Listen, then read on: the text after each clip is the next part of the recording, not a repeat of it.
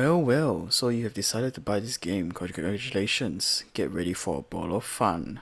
Rimworld is an indie top-down construction and management simulation video game by Montreal-based developer Ladian Studios, similar to games like Dwarf Fortress and Numoria. You may also recognize that this game shares a similar style to Prison Architect, but don't be fooled. These games allow you to do a couple of things like organ harvesting, build a sauna, mass human genocide,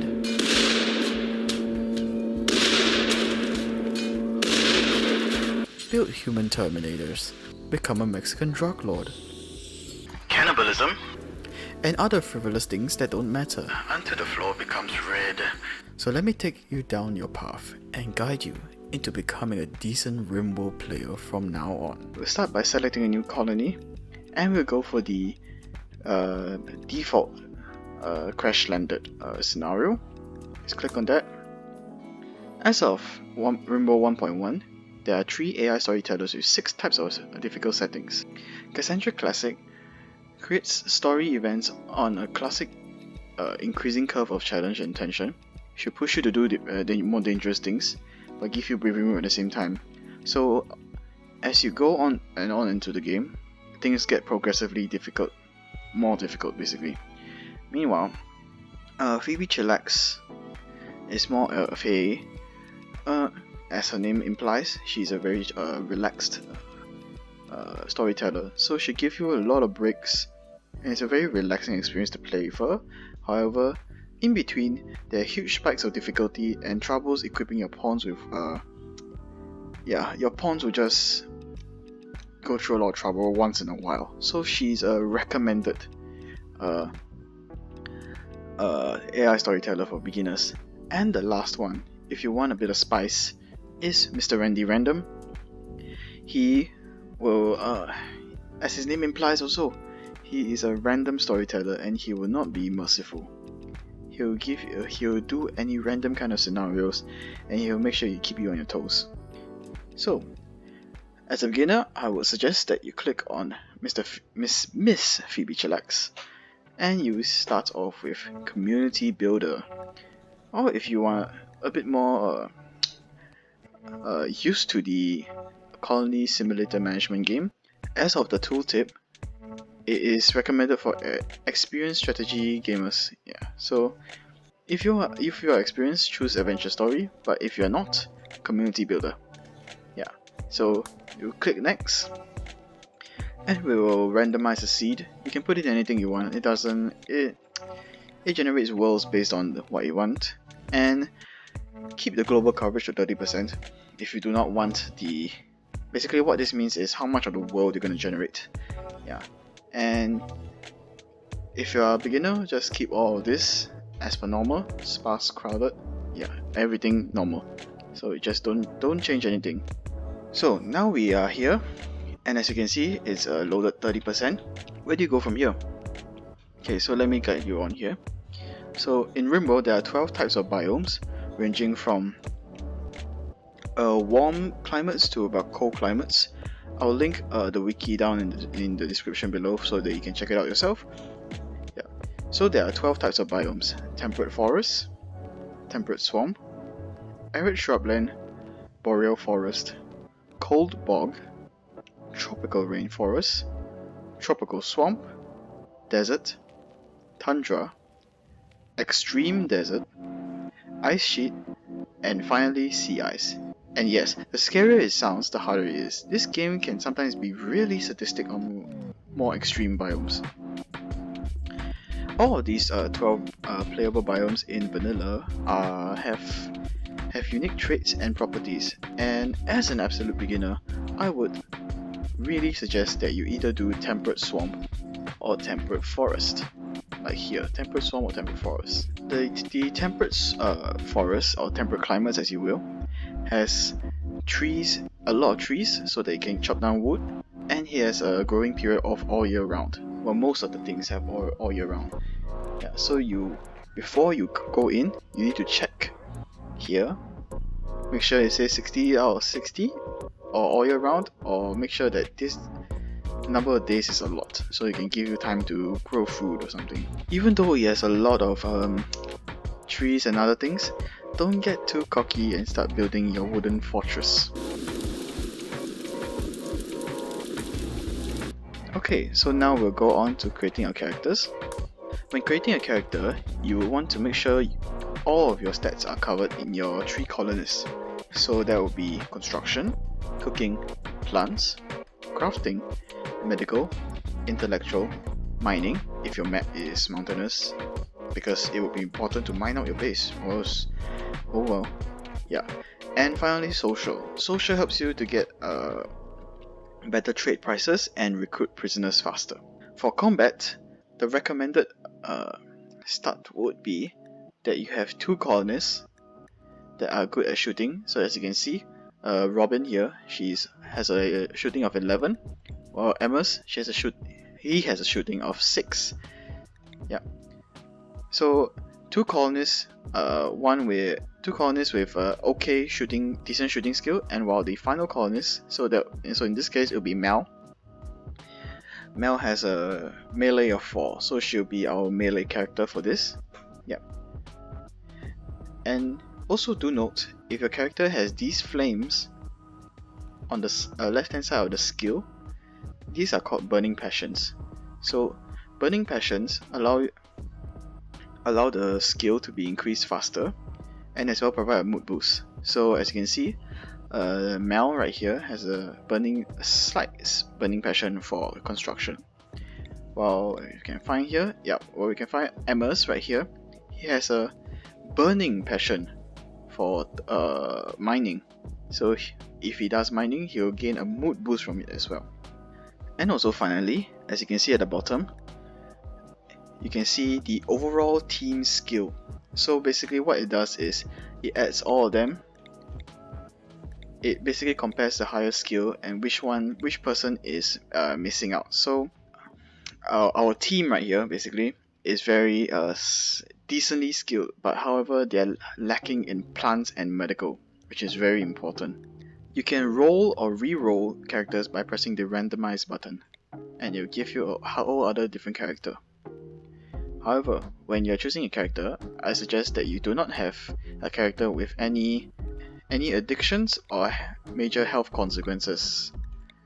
Like, let's say if I can find, there we go, make sure you don't have artery blockage, or you'll be spending a lot of time on him because he's gonna have heart attacks left, right and center.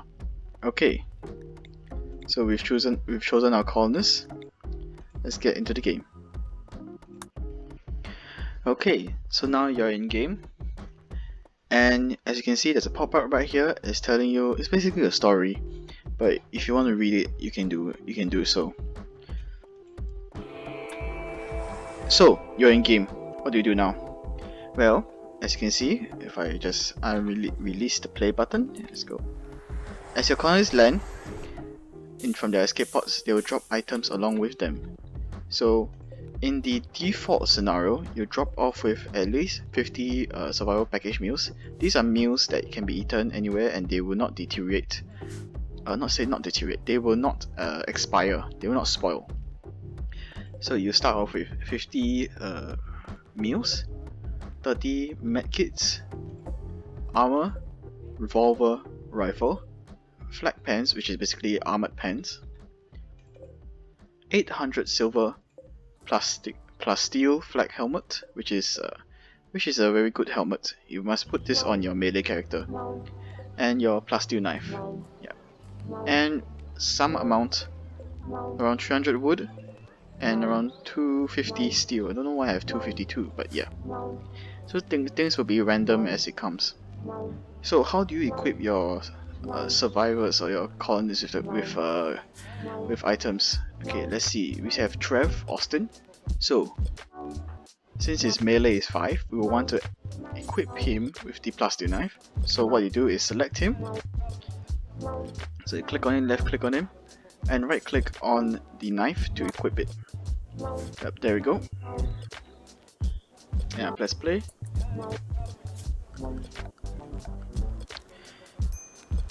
There you go.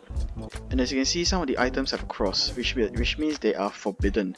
So to allow all, you go to orders and press allow, and you can mark, click and drag, and you will allow all this to be unforbidden. Colonists have two basic states.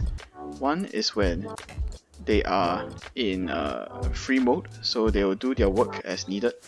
So I'm just gonna get them to start chopping some wood down, clear out some land for us to build our base.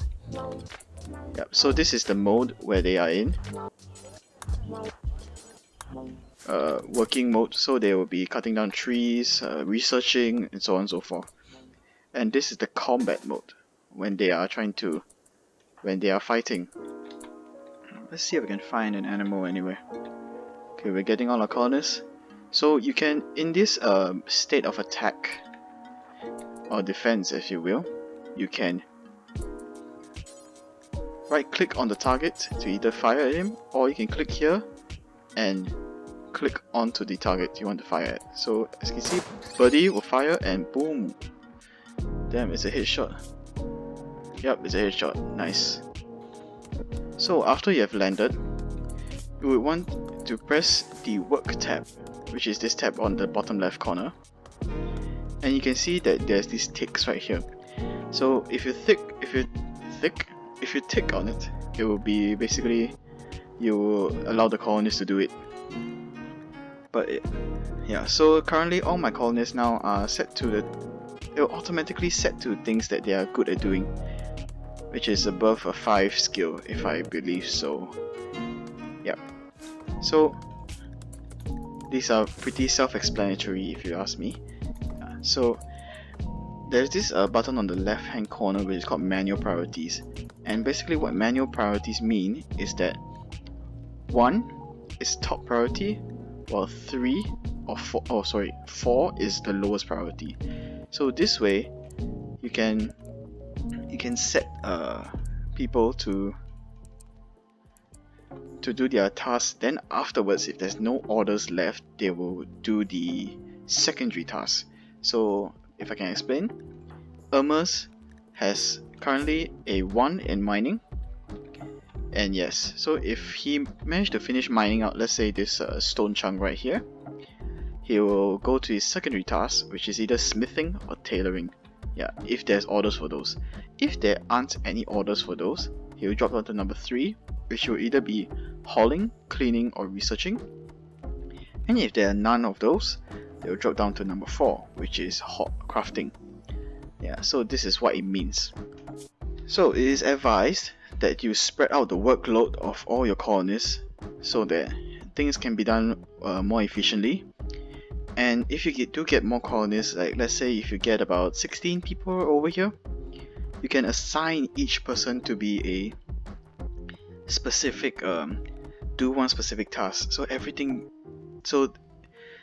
growth in Rimworld is very exponential.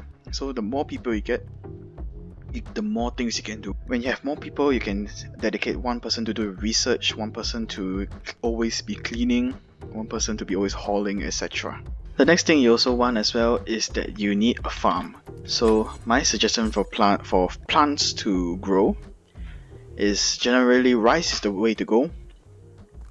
But if you need more, potatoes and corn is good as well. Yeah.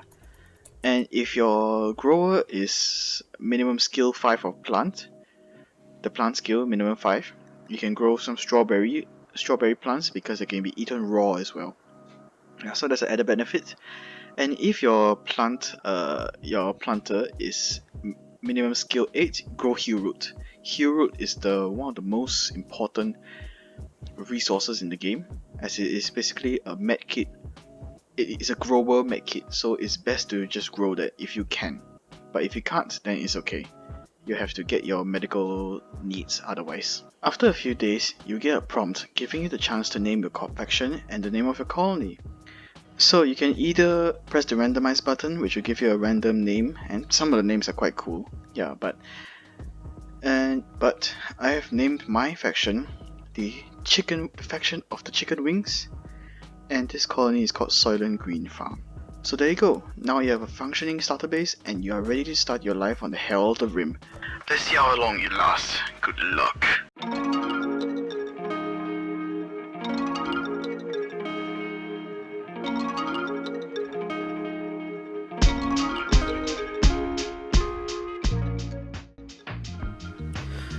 Hello guys, and hope you have enjoyed the video.